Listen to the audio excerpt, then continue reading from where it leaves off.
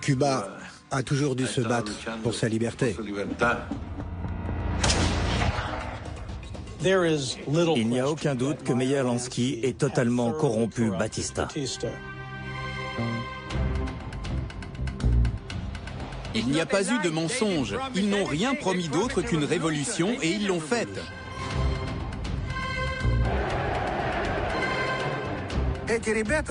La destinée de ces hommes était de devenir des martyrs ou des héros de la nation. Hasta la victoria siempre. Fidel Castro.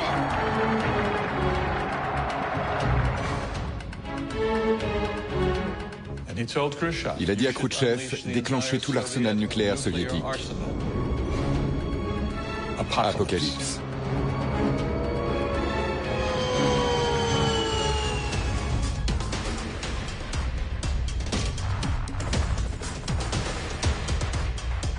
Des fonctionnaires d'État très haut placés ont facilité le transit de la cocaïne par Cuba.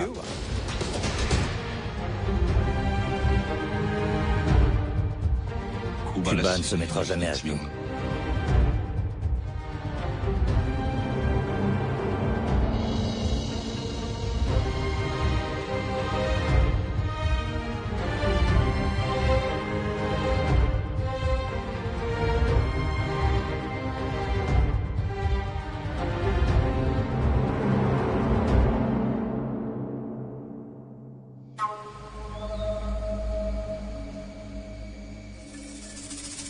Cuba est marqué depuis 500 ans par la misère et l'oppression.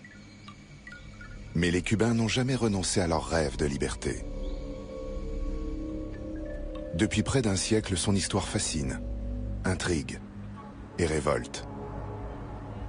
Après avoir chassé les colons espagnols en 1898, le pays a été occupé par les États-Unis jusqu'à l'indépendance en 1902. À partir des années 30, l'industrie du tourisme décolle. Les Américains sont attirés par le climat et des prix bas de cette île paradisiaque.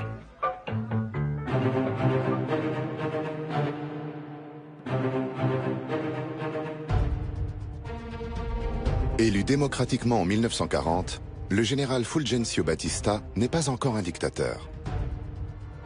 Pour la première fois, un natif trône à la tête de l'État.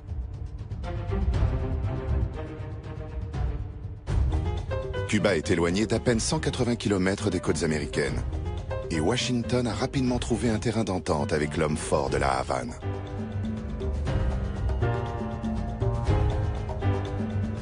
Les multinationales américaines misent sur le sucre cubain. Batista est reçu en grande pompe par le président Franklin Roosevelt. L'économie cubaine est stimulée par la puissance américaine.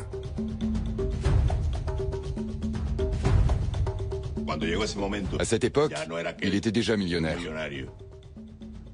Il était tiré à 4 épingles, il savait obéir aux Américains et donner des ordres. Parmi tous ceux qui s'enrichissent à Cuba, le président est celui qui en profite le plus. La plupart des grands hôtels du bord de mer sont construits par la mafia américaine. Mais les touristes se plaignent de la triche généralisée des casinos et Batista semble ne pas pouvoir contrôler les exploitants des jeux de hasard.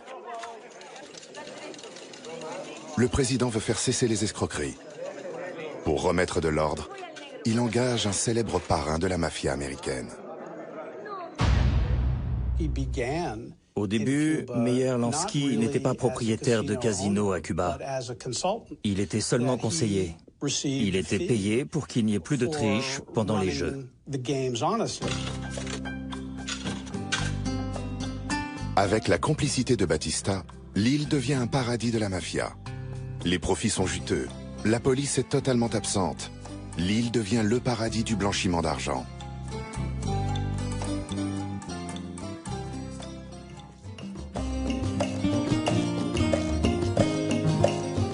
En 1940, Fidel Castro est âgé de 14 ans.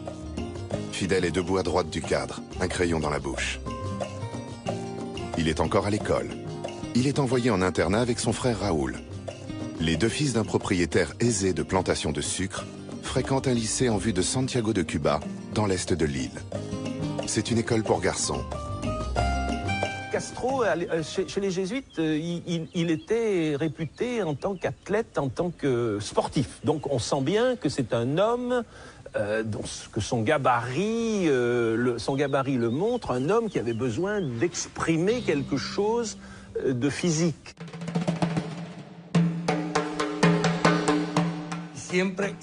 Il avait un tempérament semblable à celui de Michael Jordan au basketball. Il voulait toujours gagner. À la fin de son mandat, en 1944, Batista devient sénateur et mène une vie de luxe en Floride. C'est là qu'il fête en 1945, avec ses amis américains, la fin de la Seconde Guerre mondiale. À Cuba, la mafia règne sans entrave. L'île est le royaume de la corruption. À Chicago, New York et Las Vegas, la tête des grands parrains de la mafia est mise à prix. Ils trouvent refuge à Cuba. C'est le cas de Meyer Lansky, l'un des parrains de la mafia américaine. Cynthia Duncan et sa petite fille. Les types ramassent des millions à la Havane.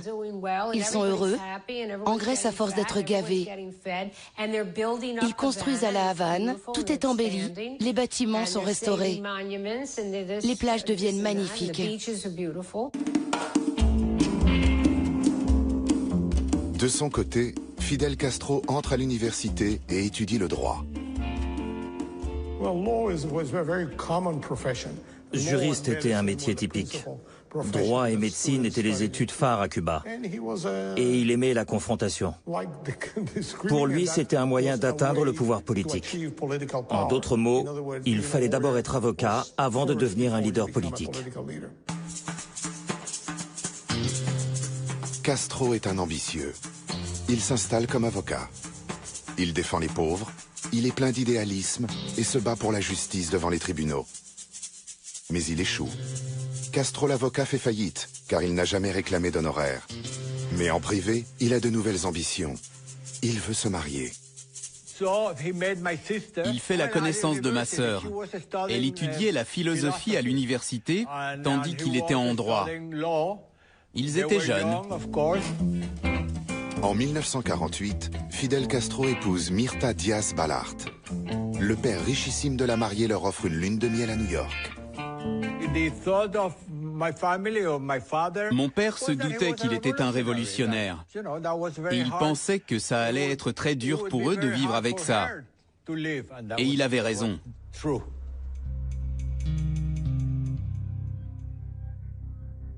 En 1952, l'ex-président Batista revient en politique pour briguer la présidence. Le pays est en crise. Dans l'île, la situation sociale est très dure pour la majorité des Cubains. Précarité, misère. Les différents gouvernements n'ont rien changé. C'est la guerre froide. Les États-Unis ne veulent pas d'agitation politique chez leurs petits voisins. Le monde des affaires et la mafia veulent continuer à avoir les mains libres. Alors le parrain Meyer Lansky lui octroie des fonds énormes pour sa campagne. Il n'y a aucun doute que Batista ait été corrompu par Meyer Lansky. Il reçoit chaque année des millions de dollars afin que la mafia puisse œuvrer tranquillement. Il était leur partenaire. Cela lui a permis de mettre beaucoup d'argent de côté en Suisse et ailleurs.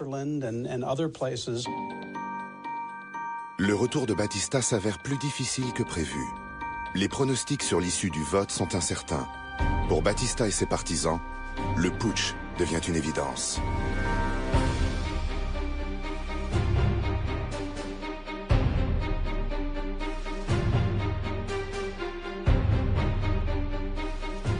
Personne n'a bronché. Le 10 mars 1952, personne n'a rien fait. Même pas les communistes. La dictature Batista est en marche. Toutes les lois démocratiques sont abrogées. La présence de la police est renforcée. Batista n'a plus aucune idée politique. Toute contestation est réprimée dans la violence.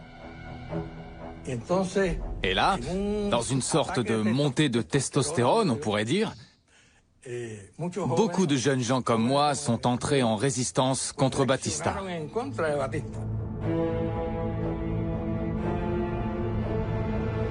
En 1953, Cuba est un État policier qui procède à des arrestations sommaires, torture et assassine. Au moins 2000 personnes meurent à la suite de violences policières. Fidel Castro l'avocat se révolte. Il saisit la justice et porte plainte contre le coup d'État de Batista qui viole la Constitution de 1940. Le tribunal rejette sa plainte. On a compris qu'il n'y aurait pas d'élection, qu'il voulait rester au pouvoir. À partir de là, l'opposition devint de plus en plus grande. Fidel Castro a épuisé tous les recours. Il en appelle désormais à la résistance armée. Une nouvelle révolution démarre. En 1953, la caserne de Moncada à Santiago est une importante base militaire. Fidel Castro rassemble un petit groupe de révolutionnaires pour attaquer la caserne.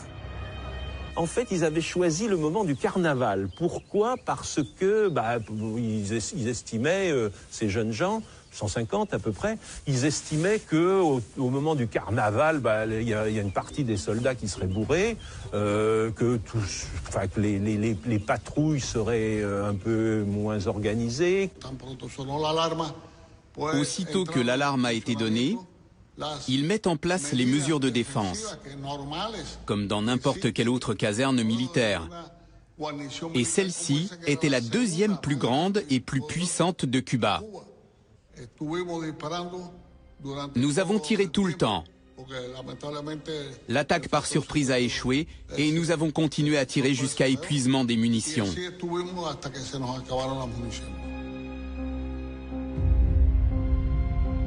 19 soldats meurent, ainsi que 6 insurgés pendant l'assaut.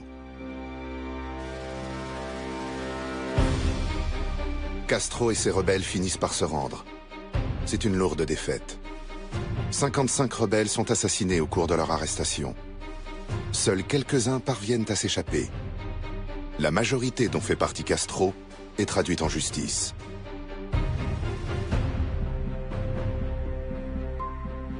Personne ne s'attend à un procès équitable. La révolution est anéantie et l'État va faire la preuve de sa toute-puissance.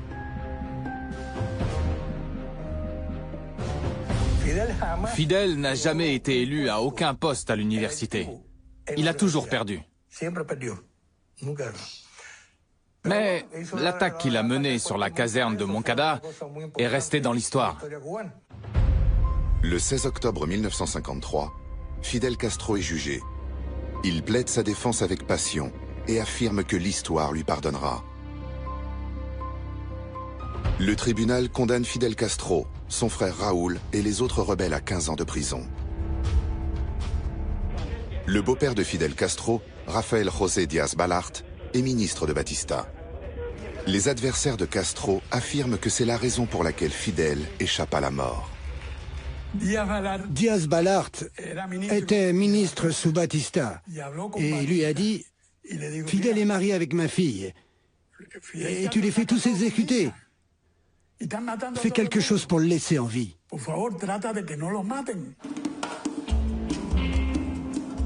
Au bout de 18 mois de détention, le président amnistie tous les apprentis révolutionnaires. Pour Batista, ce sont des amateurs. Fidel Castro et son jeune frère Raúl sont libres.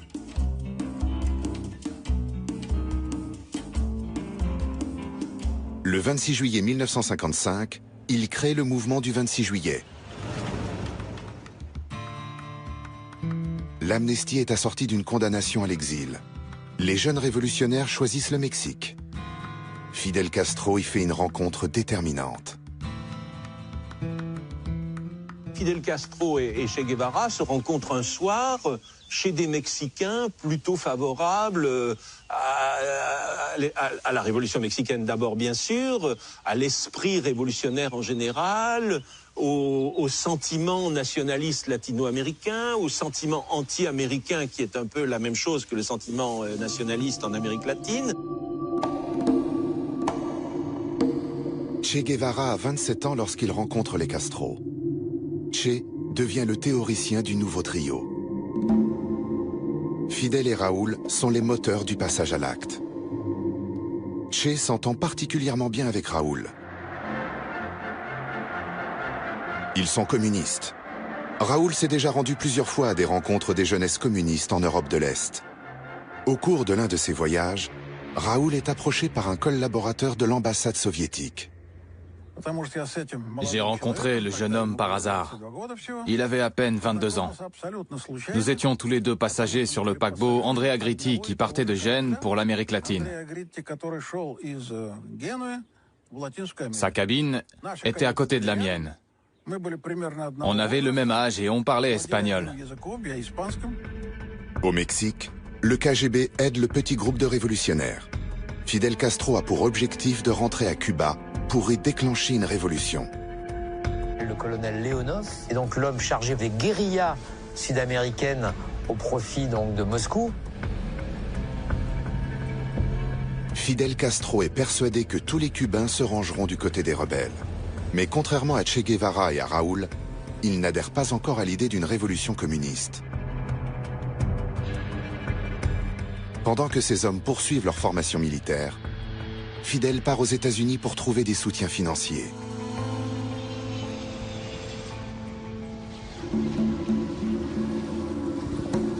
Avec l'argent, Castro achète en 1956 à un marchand d'armes un vieux bateau de la marine baptisé Granma, grand-mère.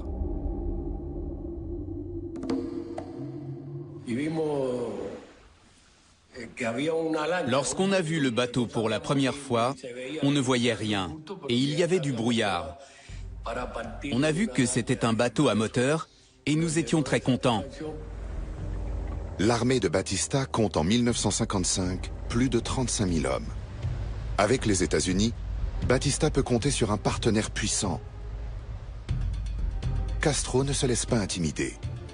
Le 26 novembre 1956, il entame la traversée du Mexique vers Cuba. Avec plus de 70 hommes à bord, les armes et les provisions, le bateau était en surcharge. Bien sûr, nous étions très excités. À l'époque, en 1956, on disait qu'on allait gagner la liberté ou bien devenir des martyrs.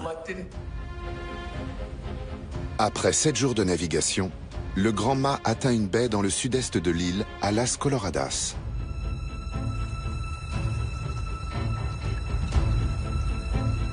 Les Castro, Che Guevara et leurs 70 hommes débarquent.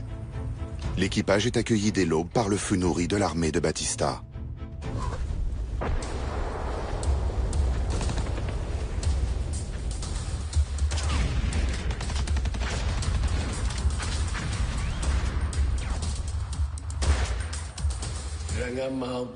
Le matin, on a été bombardés. Toute la zone où nous étions a subi des tirs. C'était très difficile pour nous. Après 4 jours de mal de mer, on suivit 3 jours sans boire ni manger. C'est l'eau surtout qui manquait. Le New York Times et la plupart des journaux rapportent que la rébellion a été écrasée par le gouvernement.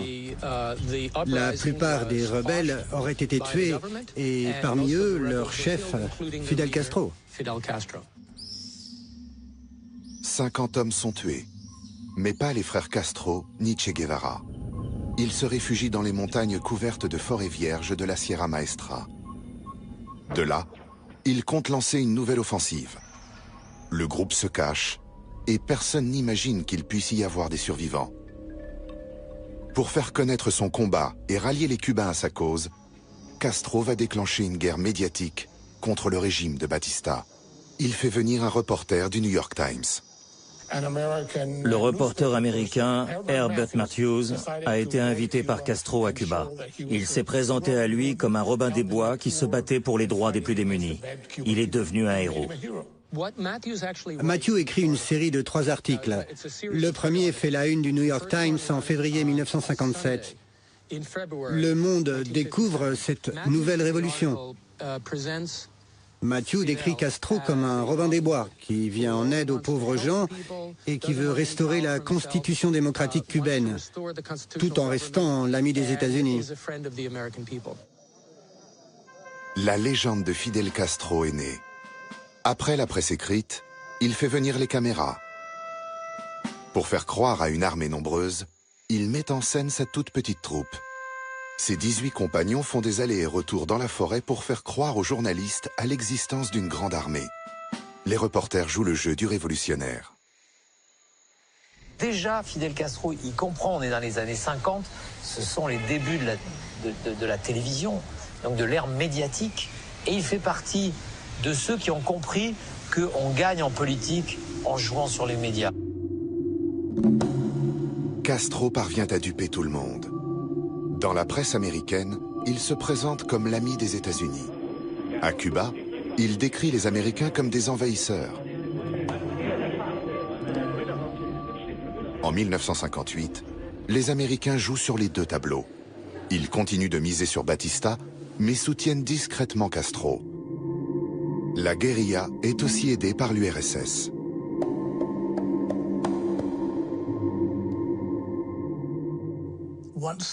Lorsque les Castro rentrent à Cuba, ils sont aidés par le KGB qui leur fournit de précieux renseignements. Il disait toujours, la révolution n'est ni à droite ni à gauche, elle va de l'avant. Plus tard, il a prétendu qu'il avait été communiste toute sa vie. Mais c'est pas vrai. C'était un grand opportuniste. De part et d'autre, on ne se fait aucun cadeau. La guérilla ne fait pas de prisonniers. Les hommes de Batista sont sommairement exécutés. L'armée de Batista, quant à elle, assassine les paysans qu'elle soupçonne de soutenir Castro. Je travaillais dans un champ lorsque j'ai entendu des tirs. Je me suis caché derrière un arbre.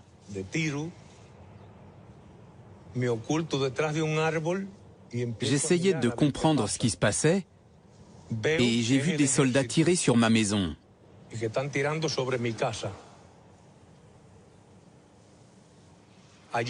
J'avais bien trop peur pour faire quelque chose.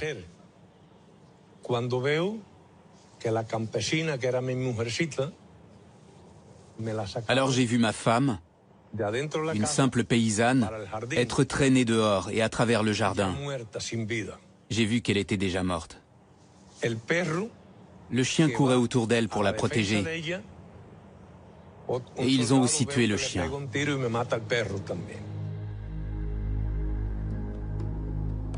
Le paysan Dariel Alarcón se rallie aux révolutionnaires et leur fournit des vivres. Fidel Castro accentue sa propagande. It is not the same to fight for liberty as to fight against it. All the people of the Sierra Maestra are with us.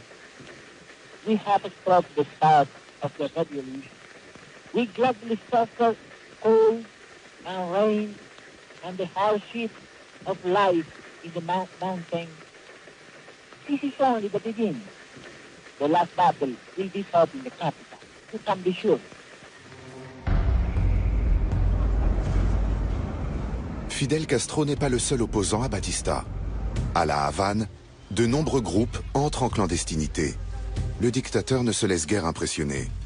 Batista prétend même n'avoir aucun opposant. Il n'a pas tout à fait tort. Si Castro est une star médiatique, personne ne se doute à quel point son armée est minuscule.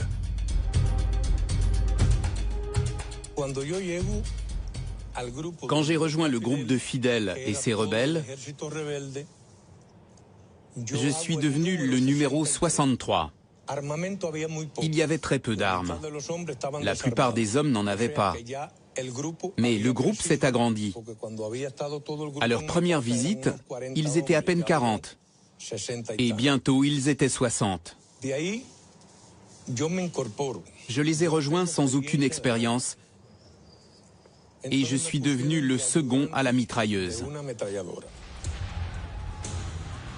L'armée de Batista ne parvient pas à écraser les rebelles. Elle manque d'entraînement et n'a aucune motivation.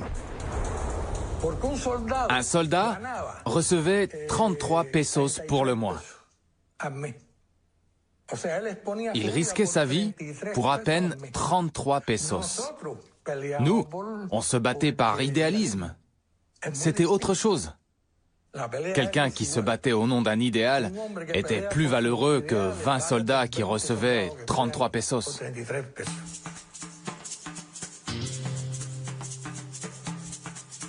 Che Guevara était venu en tant que médecin sur l'île pour soigner les rebelles blessés. Il se bat aussi en première ligne et fonde la radio pirate Radio Rebelde, qui devient le porte-voix de la révolution. Conociendo solamente a través de l'acción y del pensamiento de nuestro jefe Fidel Castro. Durante todos los meses, ya son 16 los meses que hemos estado en la Sierra Maestra, han venido periodistas de muchas partes del mundo y se han preocupado de la parte, digamos, anecdótica de esta guerra de guerrilla. Hoy aprovecho la oportunidad de la visita de un periodista cubano para dar al pueblo de Cuba el primer saludo que tengo oportunidad de dar. Grâce au Che et à son idée de radio, Fidel devient une star à Cuba. Les émissions grossissent les rangs des rebelles d'une centaine de nouveaux combattants. Au cours de l'été 1958, le groupe annonce une grande offensive. Au printemps 58, on se sentait déjà fort. À présent, en 59, on se sentait encore plus fort. Et on a formé plusieurs colonnes de soldats distinctes. Le travail de la presse a des répercussions aux États-Unis. Là-bas aussi, on veut aider le Robin des Bois de Cuba. Aux États-Unis, les gens commençaient à idéaliser Fidel, tandis que Batista perdait en popularité. En 1958, le Congrès américain a interrompu les livraisons d'armes à Batista et a cessé de le soutenir. Fidel Castro déroule son plan. Une centaine de combattants se répartissent entre l'Est et l'Ouest de l'île. Fidel et Raúl partent vers Santiago. Deux autres groupes sous le commandement de Che Guevara et Camilo Cienfuegos marchent en direction de la Havane. Au même moment, Batista, qui n'a plus le soutien militaire américain, tente une grande offensive de la dernière chance contre les rebelles.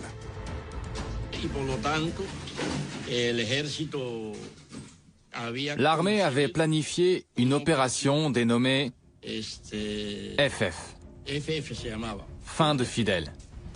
Vous comprenez? C'était une opération qui comptait plus de 20 000 soldats pour écraser les guérilleros.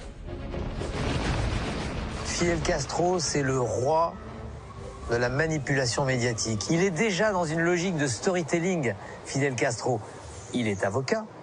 C'est un rhétoricien. C'est un homme qui sait raconter une histoire. Et il la raconte très très bien, ce qui fait qu'il arrive à tromper son monde.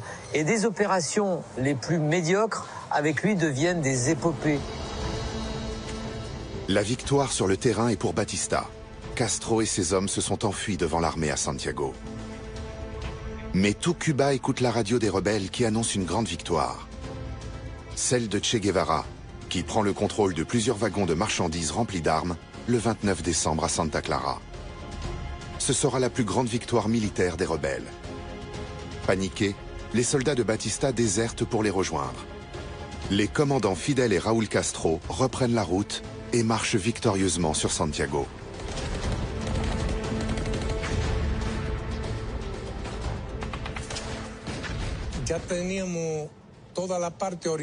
Tout l'est de l'île était en guerre.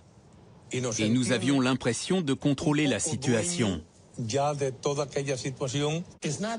Fidel n'a pas battu l'armée cubaine. Elle s'est effondrée. L'ère Batista est terminée. Le dictateur, lâché par son armée et les États-Unis, s'enfuit avec 300 millions de dollars. Castro et ses hommes s'emparent de la ville de Santiago dans le sud de l'île. L'appareil d'État est anéanti. Mais, à la Havane, 15 000 soldats, des unités de police et les services secrets sont sur le pied de guerre.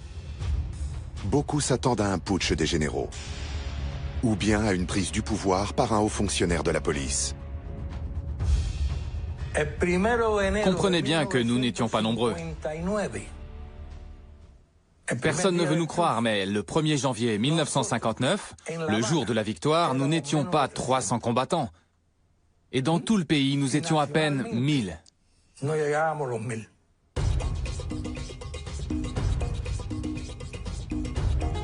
Les hommes du commandant Camilo Cienfuegos prennent la Havane le 2 janvier 1959.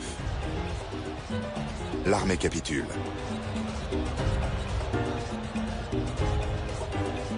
Batista entraîne dans sa fuite ses partisans et les mafieux qui contrôlaient les casinos de l'île. Ma grand-mère disait « Il faut partir, nous retournons à Miami ». Elle essayait de rester calme. J'avais 8 ans et je n'oublierai jamais cette descente dans l'ascenseur. Dehors, il y avait les soldats. Ils étaient vêtus de vert et partout c'était le chaos.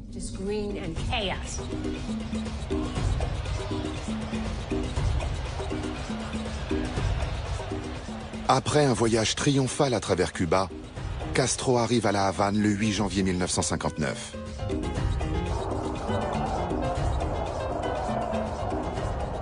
Le soir même, il se présente aux habitants de la capitale. 400 000 personnes sont rassemblées.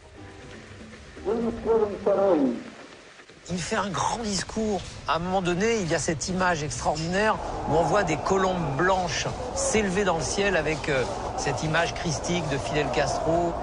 Ce qu'on ne voit pas, c'est qu'il y a à côté de lui, un peu en retrait, un homme qui a des appos et qui est donc quelqu'un qui manipule les colombes et qui les fait décoller quand bon lui semble.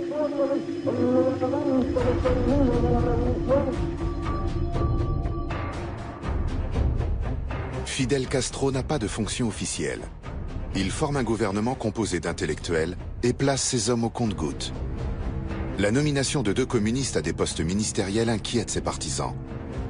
De nombreux révolutionnaires ne veulent pas que Cuba devienne communiste. Parmi eux, Camilo Cienfuegos. On ne sait pas très bien si c'est une stratégie de Fidel Castro au fond, je dirais, de ne pas mettre tous les œufs dans le même panier pour pouvoir récupérer le maximum de militants. Dans un premier temps, son mouvement, le M26, va être un mouvement qui va être hétéroclite. Ce n'est pas un mouvement communiste. Les États-Unis avaient reconnu la légitimité de coalitions révolutionnaires à la tête de Cuba dès le 7 janvier 1959. Voilà l'idée que l'on se faisait de Castro, un jeune rebelle qui avait renversé le dictateur corrompu, qui pour autant ne voulait pas prendre le pouvoir et qui répétait qu'il n'avait rien à voir avec le communisme. C'est ainsi qu'il devient le héros populaire de Cuba. Imaginez l'impact aux États-Unis de ce jeune homme beau et charismatique. À ce stade, la bourgeoisie cubaine soutient Fidel et son gouvernement. Même les touristes continuent d'affluer à Cuba. En février 1959, 6 semaines après l'arrivée de Fidel Castro, le paquebot allemand MS Berlin fait son entrée dans le port de la capitale. À son bord se trouve une jeune femme allemande. La Havane était notre dernière escale. J'étais debout sur le pont parmi d'autres passagers.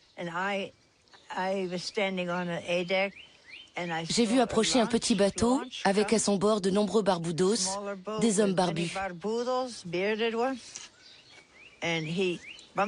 Fidel a frappé à la coque et nous a fait comprendre qu'il voulait monter à bord. Et j'ai dit non, pas d'armes. Marita Lorenz a 19 ans et c'est la fille du capitaine. Castro et ses gardes du corps déposent leurs armes en montant à bord. Marita fait visiter le bateau au chef cubain. Je suis tombée amoureuse au premier regard. Je n'avais encore jamais ressenti ça. J'avais l'estomac noué et mon cœur tambouriné. Mon Dieu, je n'avais encore jamais eu de petit ami et je pensais, non, pas lui, pas ce soldat, ici sur cette île.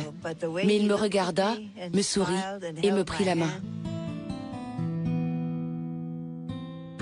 Le soir même, le MS Berlin quitte la Havane.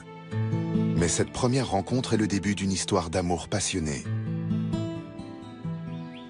Il m'a dit, tu sais qui je suis? J'ai répondu non, je ne m'intéresse pas à la politique, je voyage autour du monde. Je suis Cuba. Et il a dit, je suis Fidel Castro Ruz. Je viens de la Sierra Maestra et je viens remettre de l'ordre.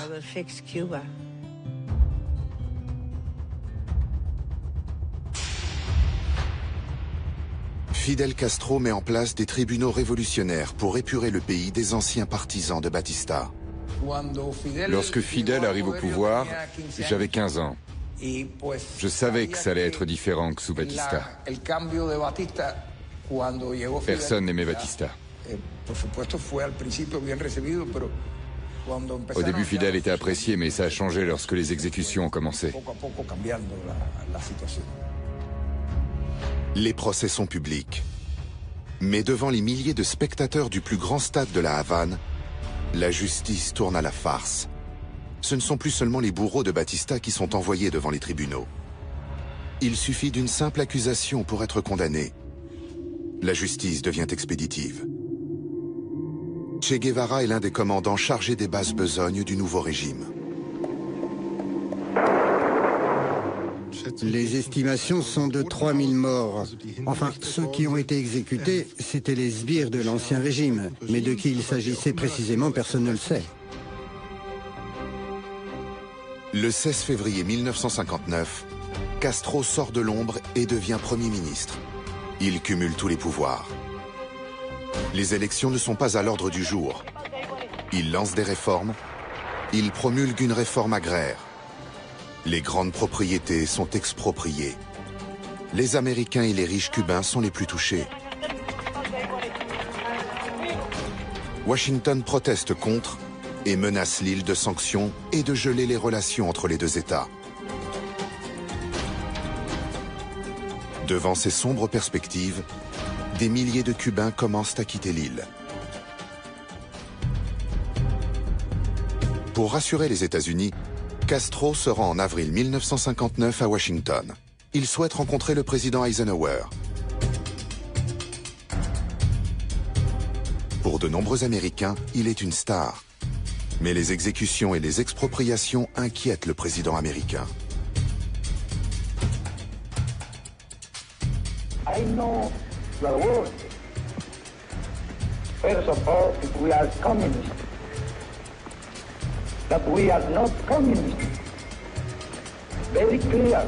Aux côtés de Fidel à Washington se tient Marita Lawrence, devenue entre-temps sa maîtresse. Il était furieux que Eisenhower ne veuille pas le recevoir, même pour prendre un café. Le président américain préférait jouer au golf. Il n'aimait pas l'uniforme de Fidel.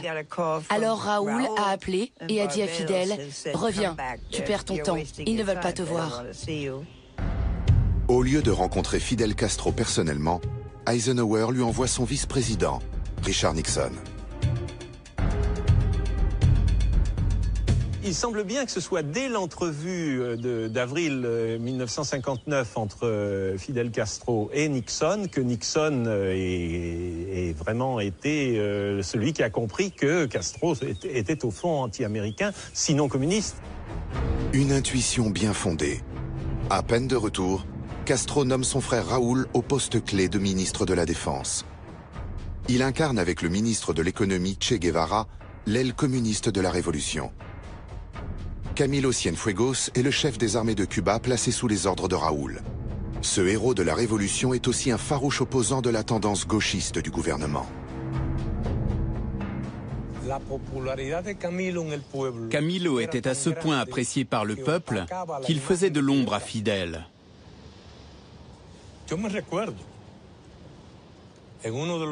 Je me souviens d'un discours de Fidel où Camilo se tenait à ses côtés et la foule applaudissait et criait « Laissez parler Camilo, laissez parler Camilo ».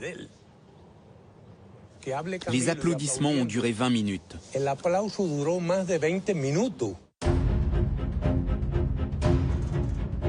Le 28 octobre 1959, Camilo Cienfuegos doit se rendre à la Havane en avion. Il doit retrouver Fidel pour préparer l'avenir de Cuba. son avion n'est jamais arrivé. Ni l'épave, ni le corps de Cienfuegos ne sont retrouvés.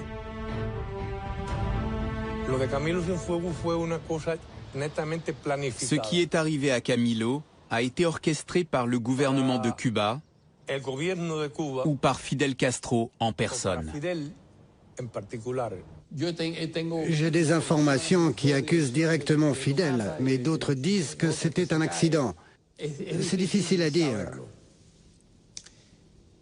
Ce qui est sûr, c'est que Camilo avait de très gros problèmes avec Raúl Castro. Cuba est en deuil de Camilo. Mais les Cubains ont des problèmes plus urgents. Il y a pénurie de produits de première nécessité. Le pays a besoin de nouveaux partenaires. Le premier choix est l'ennemi juré des États-Unis, l'Union soviétique. Le 8 février 1960, le ministre soviétique Anastas Mikoyan atterrit à Cuba. Officiellement, il inaugure une foire commerciale. Mais dans les coulisses, les enjeux sont autres. C'est le point de départ de toutes les relations futures entre l'Union soviétique et Cuba. Avant, nous n'avions même pas pensé à établir des relations diplomatiques. En second lieu, on a accordé à Cuba un crédit de 100 millions de dollars. Et enfin, ce fut une complète réorientation de l'économie cubaine qui plus tard déboucha sur le socialisme. Ce fut la fin de l'alignement de Cuba sur les États-Unis. Cuba noue une nouvelle alliance. À Washington, Nixon plaide pour une intervention américaine à Cuba.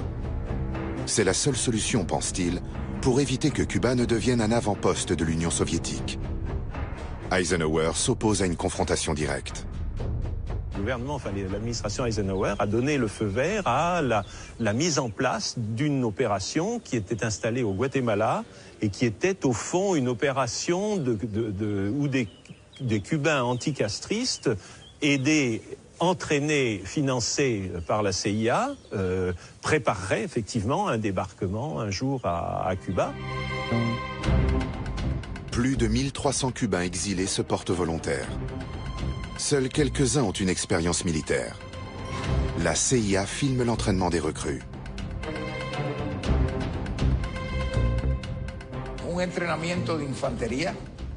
Nous avons été entraînés aux tactiques d'infanterie et au saut en parachute.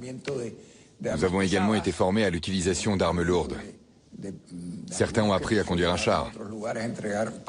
Nous disposions de 5 chars pour l'invasion. Il y avait aussi une force aérienne qui a été entraînée indépendamment de nous. Cette force peut aussi compter sur des soutiens à l'intérieur de Cuba. De nombreux anciens combattants de Castro se sont retournés contre lui. Ils se cachent dans la région de l'Escambray, au nord-ouest de l'île. Ils attendent le signal de la contre-révolution. Fidel Castro n'ignore rien de tout cela. Le gouvernement cubain, ou plutôt Fidel, laissa tous les contestataires fuir dans les montagnes de l'Escambray. Pourquoi? Pour les avoir tous rassemblés au même endroit. Parmi les contre-révolutionnaires, il n'y a pas que des vétérans de Castro. Il y a aussi de nombreux soldats de Batista et de simples paysans. Ils reçoivent des armes de la CIA. L'agence américaine espère un soulèvement populaire contre Castro au moment de l'invasion. Au début, ce fut très difficile. Beaucoup de contre-révolutionnaires étaient, comme moi, d'anciens membres du mouvement du 26 juillet. C'était le moment le plus dangereux pour la survie de la révolution. Pendant les préparatifs de l'opération, débute aux États-Unis la campagne présidentielle. Le candidat Kennedy aurait dû être informé du plan d'invasion. Mais Nixon, persuadé de sa victoire, s'y oppose. Peu avant les élections, en septembre 1960, Fidel Castro s'envole pour New York. Il doit s'adresser aux Nations Unies. Le peuple américain lui fait un accueil triomphal. À ses yeux, il est toujours le Robin des Bois. Il n'y a pas de meilleur comédien que Fidel Castro. Il a rendu la chambre très chère qu'il occupait dans un 4 ou 5 étoiles. Et il est allé habiter dans l'hôtel Teresa, dans le quartier afro-américain de Harlem. Là, il rencontre une toute autre Amérique. Castro se présente comme un homme du peuple. Le lendemain, il reçoit une prestigieuse visite. Le premier ministre soviétique Nikita Khrouchtchev à l'hôtel Teresa. C'est une rencontre stupéfiante parce que d'abord Castro fait 1m95, Khrouchtchev doit faire 1m65. Donc quand Castro prend Khrouchtchev dans ses bras, on a l'impression un peu d'un plantigrade qui est en train d'essayer d'étouffer le plantigrade étant non pas l'ours soviétique mais étant Castro, en train d'étouffer un homme qui se serait imprudemment aventuré sur son territoire. Le discours de Fidel Castro devant les Nations Unies est entré dans la légende. Ce jour-là, il envoie un signal très fort. À chaque vote, Cuba se range derrière l'Union soviétique.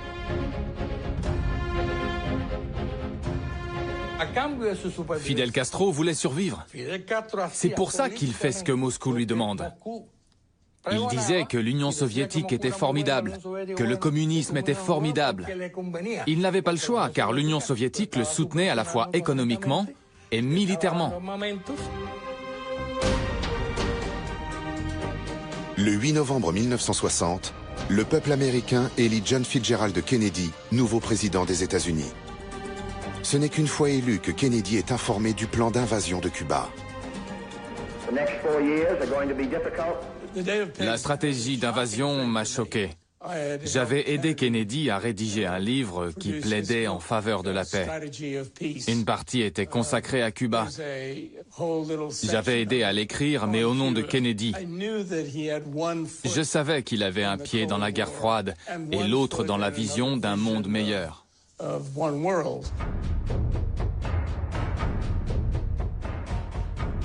Le 4 avril 1961, Kennedy donne son feu vert à une condition. Le débarquement se fera avec un appui aérien très réduit.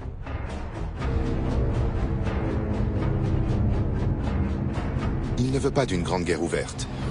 Le 15 avril 1961, des bombardiers sans nationalité détruisent des avions cubains.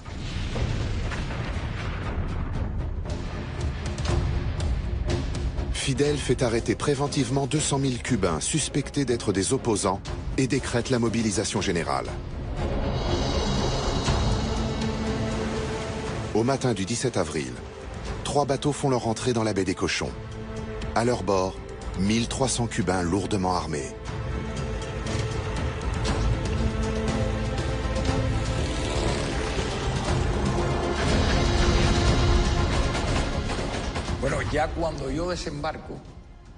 J'ai sauté du bateau à l'aube. Il y avait déjà des tirs nourris. On a descendu un avion de Castro, un Sea Fury, qui est tombé à côté de notre bateau. On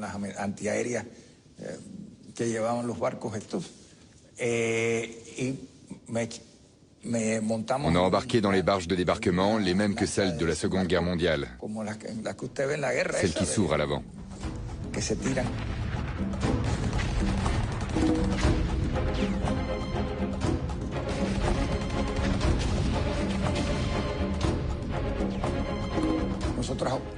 La plage était sous notre contrôle, ainsi que tout le secteur qui nous avait été confié. La riposte de Castro a été terrible. On s'est retiré lorsque ces chars sont arrivés sur la plage. Nous n'avions que des fusils. On n'avait plus aucune chance. 114 exilés cubains meurent lors de l'assaut. Plus de 1200 sont faits prisonniers. Du côté cubain, les pertes sont beaucoup plus élevées. Plus de 4000 hommes meurent ou sont grièvement blessés. Castro triomphe. Même s'il connaissait tous les plans d'invasion depuis longtemps, il sait qu'il doit cette victoire à l'absence de soutien aérien américain. Du coup, c'est la première grande défaite américaine depuis le début de la guerre froide. elle unit les Cubains derrière leur leader. Ça a légitimé Castro et la révolution comme jamais. L'opposition a été balayée. Environ 100 000 Cubains ont été jetés en prison. La révolution cubaine a gagné en respect, surtout en Amérique latine. Fidel était regardé comme un héros, le plus grand désormais dans cette région.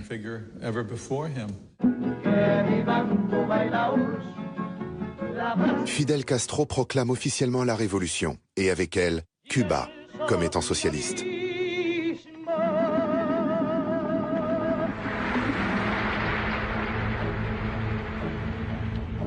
Le président américain Kennedy endosse la responsabilité de cet échec militaire et politique. Il projette de nouveaux plans. Je crois que nous nous sommes retrouvés coincés dans cette logique parce que ce fiasco a été vécu par les Kennedy comme une atteinte à leur virilité.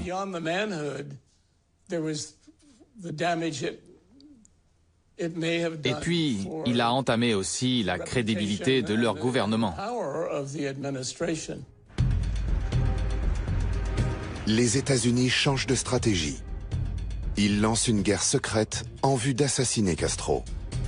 Avant la Révolution, la mafia contrôlait les casinos de la Havane avant qu'ils ne soient interdits. Le gouvernement américain veut exploiter cette vieille animosité.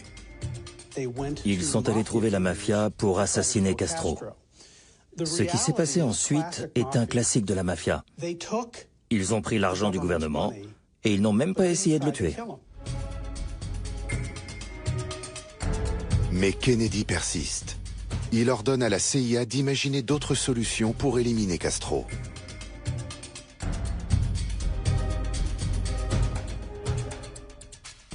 Le gouvernement Kennedy voulait absolument écarter Castro, mais ne voulait pas entrer en guerre, parce que ça aurait pu facilement dégénérer en guerre mondiale. Il fut donc imaginé un nouveau plan, semblable à celui de la baie des Cochons, consistant à infiltrer Cuba avec des petits groupes, ou bien avec l'aide de la CIA d'empoisonner Castro. Fidel Castro réside dans une des suites sécurisées de l'hôtel Hilton, à La Havane. Pour tenter de le tuer, la CIA parvient à recruter Marita Lawrence, son ancienne maîtresse, à la suite d'une déception amoureuse. Elle connaît l'hôtel. Elle y a vécu 9 mois avec Fidel. Ils m'ont dit que j'étais la seule à avoir une clé de la suite. Ils m'ont demandé si j'y retournerais et s'ils m'accueilleraient. Bien sûr, ai-je répondu.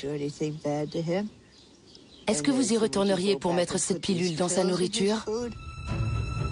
En février 1961, Marita est à Cuba. Elle emporte avec elle des pilules empoisonnées.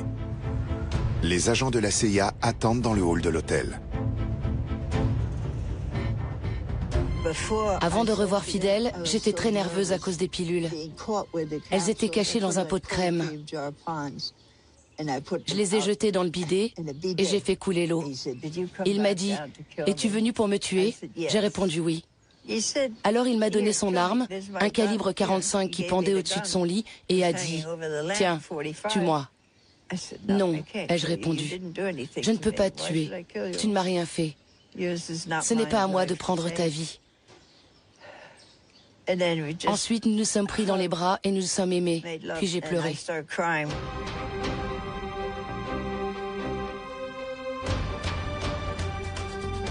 Marita Lawrence rentre aux États-Unis. Les échecs militaires contre Cuba et les nombreuses tentatives d'assassinat renforcent le pouvoir et le prestige de Castro. Il est invincible, et chaque attentat déjoué contre lui renforce un peu plus l'efficacité de ses services secrets. Les services d'espionnage cubains sont beaucoup sollicités, comme le raconte pour la première fois l'un de ses fondateurs. J'ai personnellement déjoué 3 attentats. L'un avait été instigé par la CIA et les 2 autres, on n'a pas su. C'était très réaliste. Fidel aurait pu y perdre la vie. Je ne connais pas d'autres tentatives de ce genre. À Cuba, on dit qu'il y aurait eu 600 ou 700 attentats. C'est n'importe quoi, c'est impossible. Fidel savait que Kennedy essayait de le tuer. Il disait...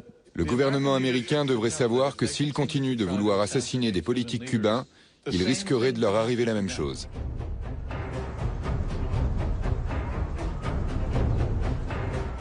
Kennedy poursuit ses actions anti-Castro. Le 7 février 1962, il impose un embargo total des États-Unis à l'encontre de Cuba.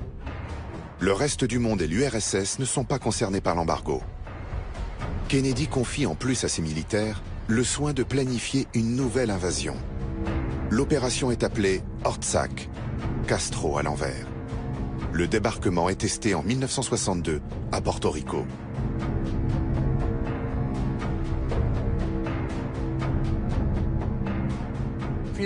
Fidel et moi pensions qu'il y aurait une deuxième tentative d'invasion. Qu'est-ce que Cuba aurait pu faire contre ça? Rien. Il avait peur d'une défaite assurée. La seule solution face à cette suprématie était la présence de troupes soviétiques à Cuba.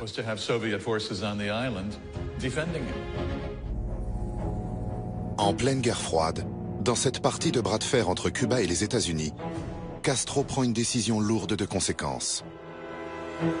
Il envoie Che Guevara, son ministre de l'Industrie, en URSS. En coulisses, il conclut un accord militaire.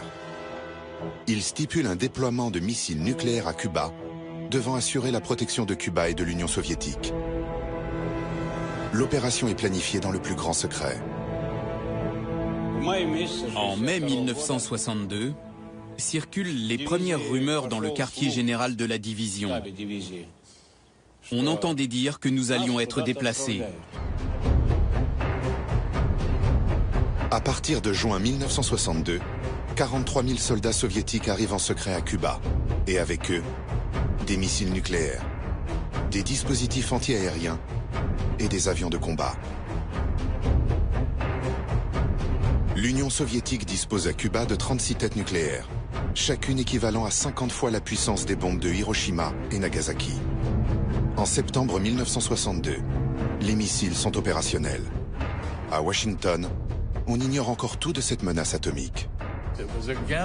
Le plan de Khrouchtchev était risqué. Il voulait stationner ses missiles sur Cuba et les tenir prêts sans que les États-Unis ne le sachent. Puis il voulait se rendre à Cuba et annoncer aux côtés de Castro que l'URSS était sur un pied d'égalité avec les États-Unis sur le plan nucléaire.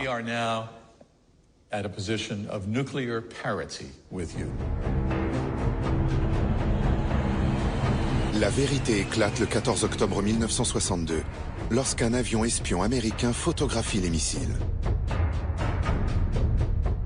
À ce stade, ni Kennedy, ni ses conseillers ne savent si les missiles sont opérationnels. Deux options sont proposées, le bombardement des sites des missiles ou un blocus maritime.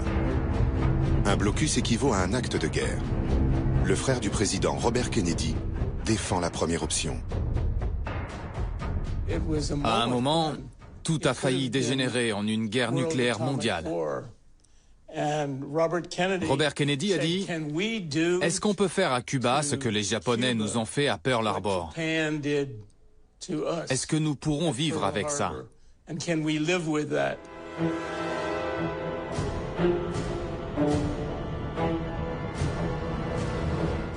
Kennedy est dos au mur. Le 22 octobre 1962, il annonce sa décision à la télévision et officialise la crise cubaine. To halt this offensive buildup, a strict quarantine on all offensive military equipment under shipment to Cuba is being initiated. All ships of any kind bound for Cuba, from whatever nation or port, where they're found to contain cargoes of offensive weapons, be turned back. Pour protéger ses missiles, Moscou fait installer une défense antiaérienne. Les ordres sont formels. Les tirs ne sont autorisés qu'en cas d'attaque américaine. Les vols de reconnaissance montrent que les missiles sont opérationnels. Kennedy met la force nucléaire en état d'alerte absolue. Khrouchtchev ordonne à ses bateaux d'ignorer le blocus. Le monde est au bord d'une guerre atomique. Le général Grechko commandait les forces de défense aérienne. Ses nerfs ont craqué et il a ordonné d'abattre un avion d'espionnage américain. Nous savions que cela aurait des conséquences graves.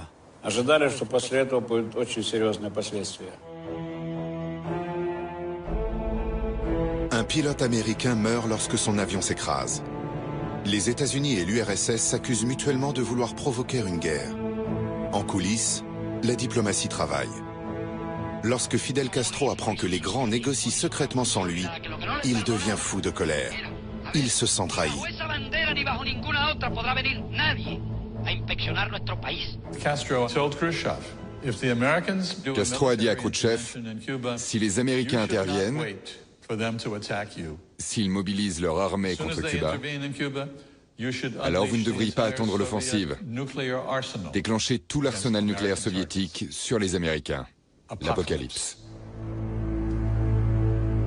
Le 27 octobre 1962, Khrouchtchev fait une proposition à Kennedy.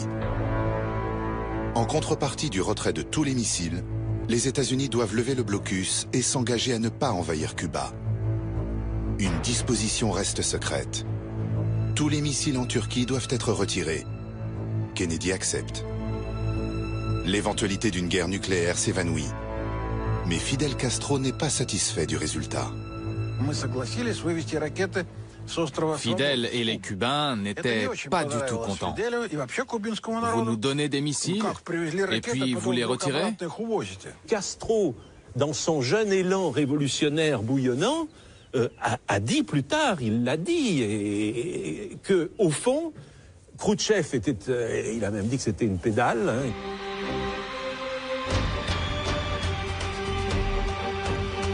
Pour calmer la colère de Castro, Khrouchtchev l'invite pour son premier voyage officiel en URSS pendant l'été 1963. Le chef du gouvernement cubain est accueilli en grande pompe.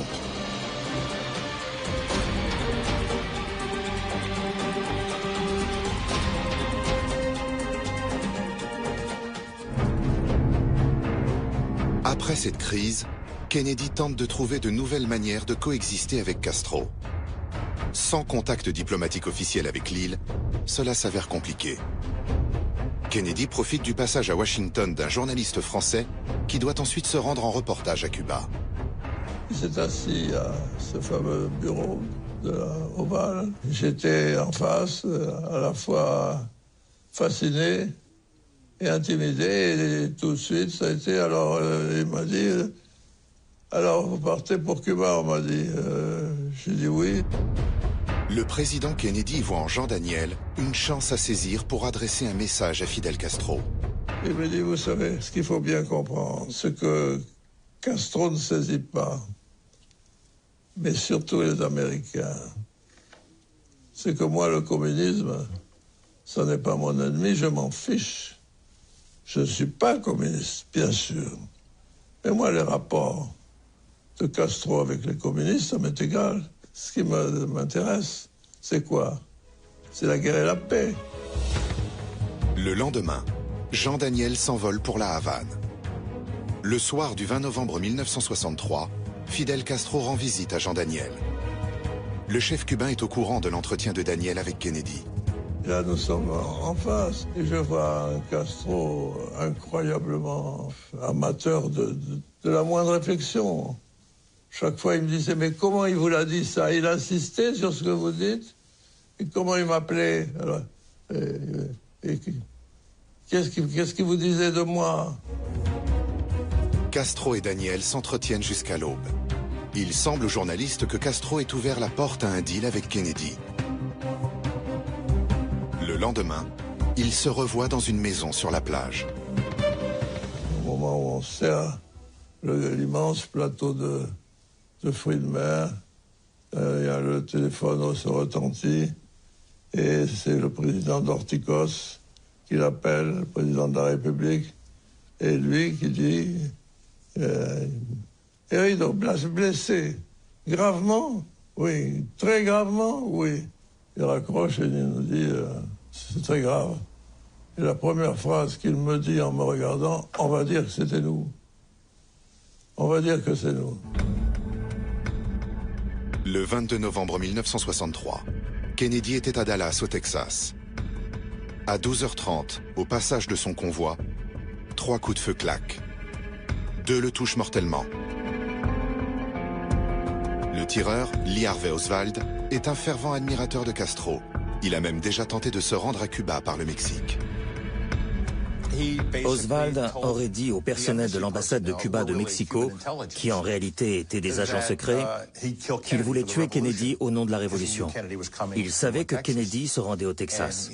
Ses mots étaient « Je tuerai ce bâtard de Kennedy ». Les services secrets cubains avaient transmis l'information à Castro, mais Cuba ne l'a jamais retransmise aux services secrets américains. Avec le nouveau président américain Johnson, les États-Unis et Cuba restent des ennemis jurés.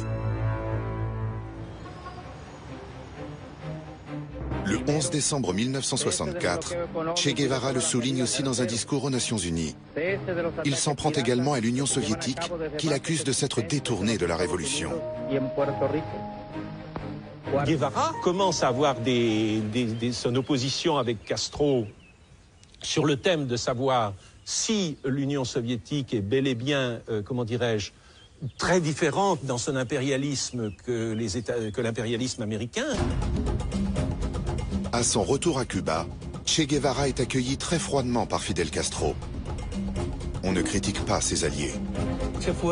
Ils se sont retrouvés dans une maison et se sont entretenus pendant 40 ou 42 heures.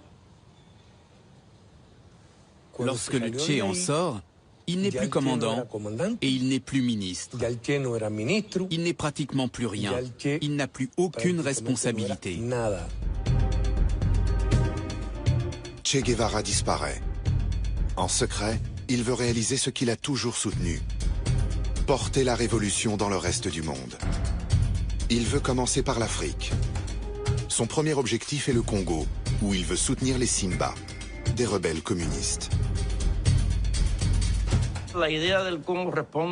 L'idée du Congo repose sur l'analyse du Che que la guerre doit être démarrée sur plusieurs fronts en même temps.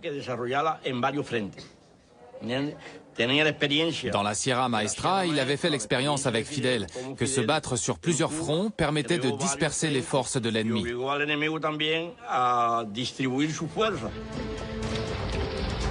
Mais les révolutionnaires de Guevara se heurtent à de grosses difficultés. Les rebelles acceptent les armes qu'il a apportées de Cuba.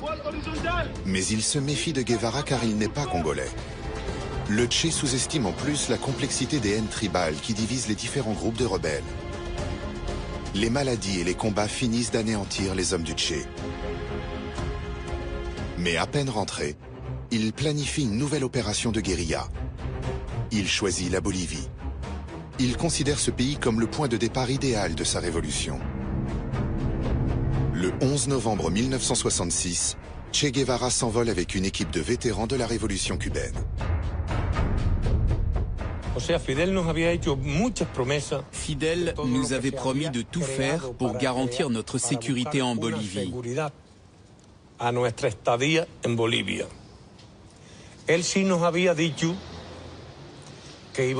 C'est un combat qui pouvait durer entre 10 et 15 ans, car nous devions libérer toute l'Amérique du Sud.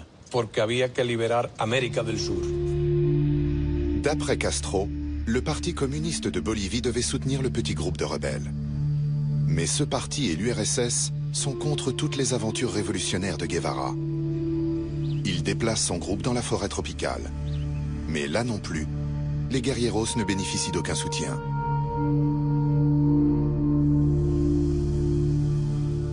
Quand nous sommes arrivés en Bolivie, 95% de ce qu'avait promis Fidel avait soudain disparu. Che Guevara ordonne malgré tout d'attaquer l'armée bolivienne. Ses hommes remportent quelques combats. Et lorsque le président bolivien apprend à qui il a affaire dans les Andes, il demande de l'aide des États-Unis. Le plan de Guevara consistant à provoquer une invasion américaine semble fonctionner. En 1967, la CIA pensait que Che Guevara était mort en Afrique. L'agence a compris son erreur lorsqu'elle a arrêté 2 journalistes en Bolivie, le Français Régis Debray et l'Argentin Cyril Bustos. Ils nous ont confirmé que le Che était bien dans les Andes. L'armée bolivienne n'avait aucune expérience des combats anti-guérilla. La CIA leur a envoyé une unité spéciale du Panama. Les États-Unis envoient des agents de la CIA. Ils assistent l'armée bolivienne dans cette chasse à l'homme. Le 8 octobre 1967, Guevara et ses hommes sont trahis par un indique. 1800 soldats boliviens les encerclent. Blessé par balle à la jambe, Che est fait prisonnier. L'agent Félix Rodriguez se charge de l'interrogatoire. C'est un Cubain exilé, agent de la CIA et un vétéran du débarquement de la baie des Cochons.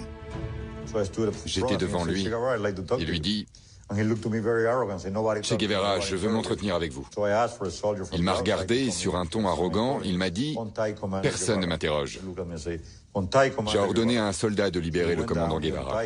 On est allé chercher un petit banc sur lequel il s'assit. Il était ligoté depuis un moment et c'était pas facile pour lui de s'étirer. Puis nous avons commencé à discuter. D'après Félix Rodriguez, sa mission est de garder Che Guevara en vie. La rupture entre lui et Fidel Castro était connue de la CIA. Mais le président bolivien en a décidé autrement. Je lui ai demandé si je devais transmettre quelque chose à sa famille. Son expression a changé. Dites à Fidel que bientôt la révolution vaincra en Amérique centrale. Puis son visage changea de nouveau. Et dites à ma femme qu'elle se remarie et qu'elle soit heureuse. Nous sommes serrés la main. Sa jambe ne semblait plus le faire souffrir. Nous nous sommes pris dans les bras, puis il s'est mis en position. Il pensait que c'était moi qui allais l'exécuter. Je suis sorti et j'ai ordonné à un soldat de l'exécuter.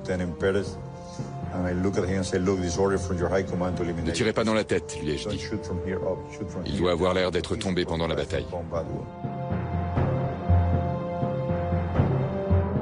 Le 9 octobre 1967, Che Guevara est fusillé.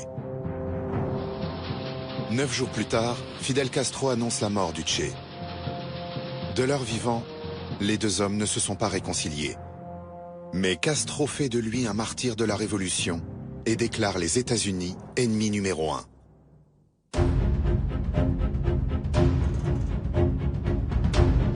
C'est pendant cette période que Cuba soviétise tout son système économique.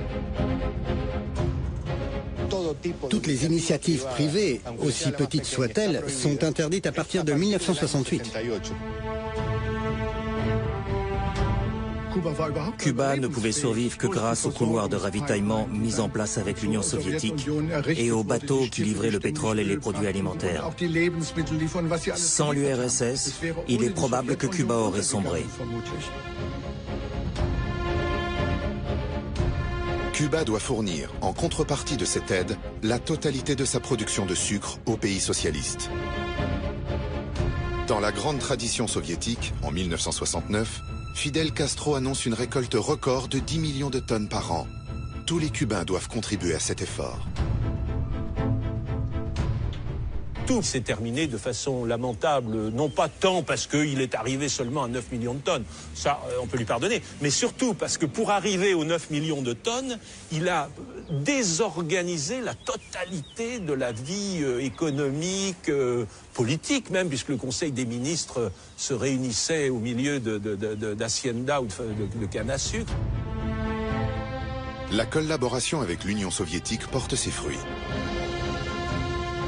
Dans les domaines de l'éducation et de la santé, Cuba est largement en tête des pays d'Amérique latine. L'île s'équipe également sur le plan militaire. Des conseillers militaires cubains surgissent partout dans le tiers-monde où des rebelles se battent. Y para los revolucionarios cubanos,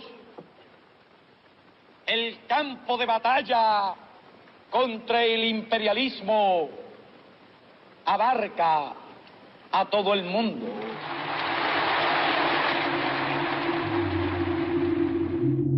La guerre civile en Angola est une bonne opportunité pour Fidel. En 1974, le Portugal se retire de sa colonie africaine et 3 armées se battent pour le pouvoir. c'est un jeu de gagnant-gagnant, quoi. Je veux dire, l'Union soviétique se dit, voilà, il y a un moyen là pour nous, communisme, soviétisme, de progresser en Afrique, et pour Castro, un moyen à la fois de magnifier l'image de Cuba et de payer un petit peu sa dette à l'Union soviétique, si vous voulez. Cuba est pile à 11 000 km de l'Angola. L'ancienne colonie portugaise est située sur la côte ouest de l'Afrique et partage au sud sa frontière avec la Namibie, un pays satellite d'Afrique du Sud. Un des groupes de résistance en Angola est le MPLA communiste. Il demande de l'aide aux pays socialistes. Le MPLA veut faire de l'Angola un avant-poste de l'Union soviétique. Les opposants sont soutenus par l'Afrique du Sud et les États-Unis. Le 4 novembre 1975, Castro envoie 35 000 soldats.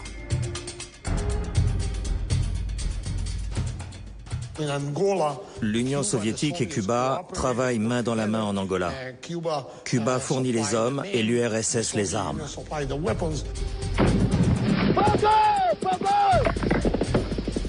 Ce fut une guerre très sanglante. Il y eut beaucoup de morts.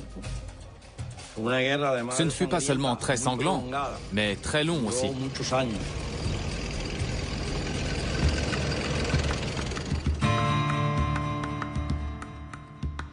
Le général Arnaldo Ochoa est le chef de cette armée. Ses succès nourrissent des rumeurs. On dit qu'il pourrait devenir le successeur de Castro.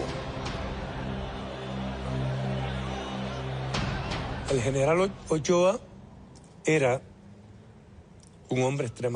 général Ochoa était d'une grande intelligence sur le champ de bataille. C'était un stratège de la guerre moderne.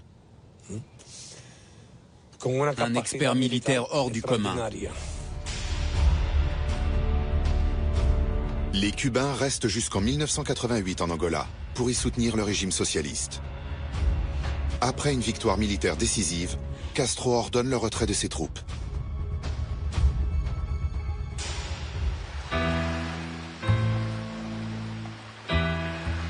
À Cuba, la situation est désespérée.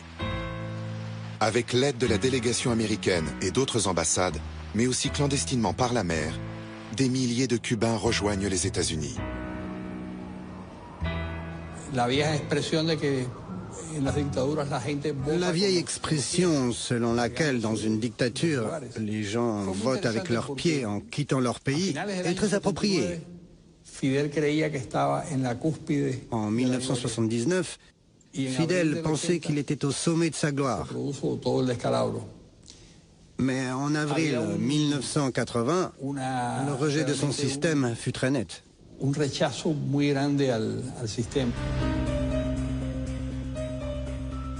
Le 4 avril 1980, 6 Cubains défoncent avec un bus le grillage de l'ambassade du Pérou et demandent l'asile politique. Les Péruviens refusent de remettre les fuyards aux autorités cubaines. Castro prend une décision radicale. Il abolit tous les contrôles et tous les candidats à l'exil peuvent se présenter à l'ambassade péruvienne. L'exode a commencé parce que l'ambassade a garanti l'asile à tous ceux qui venaient. Et Fidel eut une réaction typique de lui. Il retira les gardes de l'ambassade et en un clin d'œil, 10 000 personnes se sont présentées. Ce fut un scandale mondial. Comment l'a-t-il résolu? Vous voulez partir? Bah alors partez, que les gens de Miami viennent vous chercher. Les candidats à l'exil doivent gagner le port de Mariel, à l'ouest de la Havane, pour être transférés à Key West, le point le plus au sud des États-Unis. Des Cubains en exil organisent les transports. Le flot dure d'avril à octobre 1980.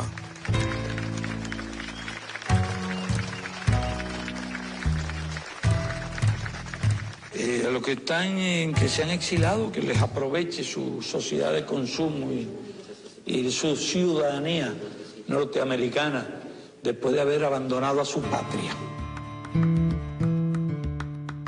Plus de 200 000 réfugiés arrivent sains et saufs aux États-Unis. Tous obtiennent un permis de travail grâce à une mesure d'exception pour les Cubains exilés.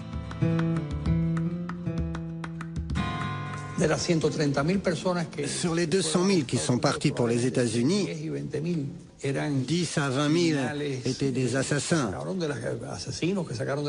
qu'ils étaient allés chercher en prison, des fous, des marginaux. Environ 10% de l'émigration de Mariel.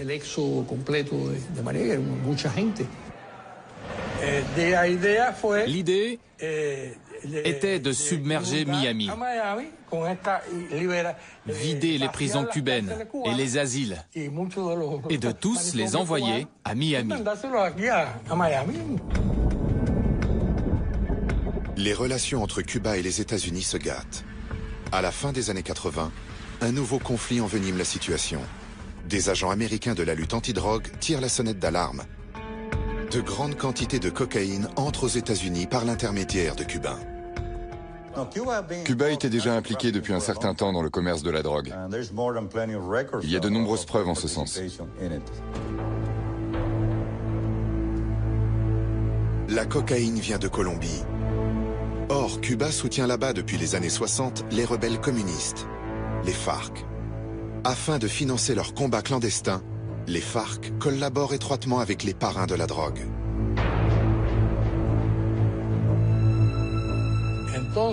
C'est ainsi que des officiers du ministère de l'Intérieur ont eu une idée. Pourquoi ne pas discuter avec ces dealers? Ils peuvent nous aider à apporter du matériel dans les montagnes colombiennes et ensuite nous aider à ramener quelques guerrilleros à Cuba pour les entraîner. Fidel a approuvé.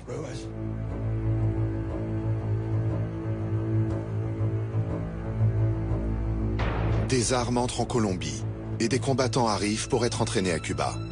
Les passeurs de drogue arrangent discrètement le transport.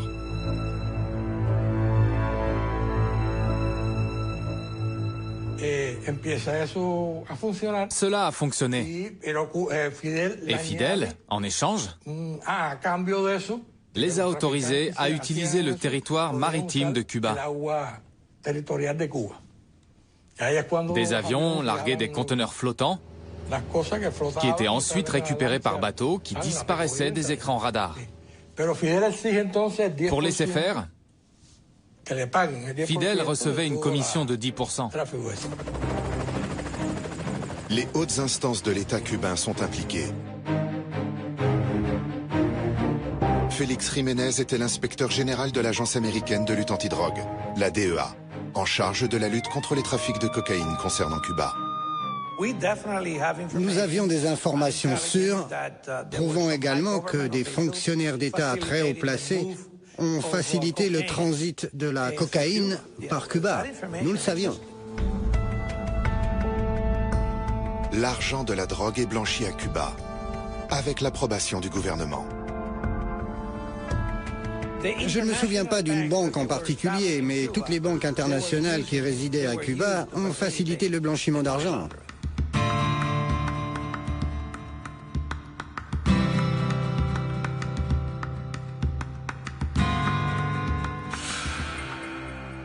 D'autres signes inquiétants parviennent à Cuba, mais cette fois-ci de Moscou.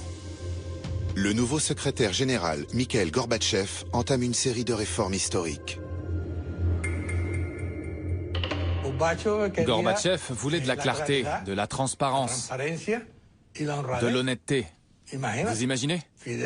Fidel était un opposant convaincu de la transparence et de l'honnêteté. Il était clair pour lui que ce serait la fin de l'Union soviétique. Et ce le fut. Arnaldo Ochoa, le général victorieux de la guerre d'Angola, est en contact étroit avec l'URSS. Le héros rencontre Gorbatchev à Moscou et se montre très ouvert aux nouvelles réformes.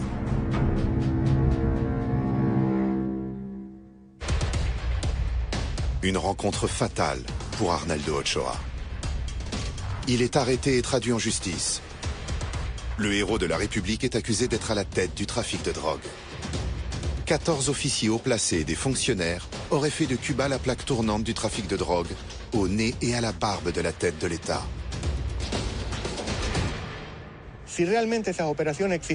Si cette opération a réellement existé, Fidel et Raúl Castro étaient forcément au courant. C'est pour ça qu'ils ont porté ces accusations, pour dérouter. Ochoa est devenu le trafiquant de drogue sans qu'il y ait de preuves, mais ils l'ont accusé lui. Pourquoi? Fidel voulait montrer son pouvoir. Si je tue l'un de mes généraux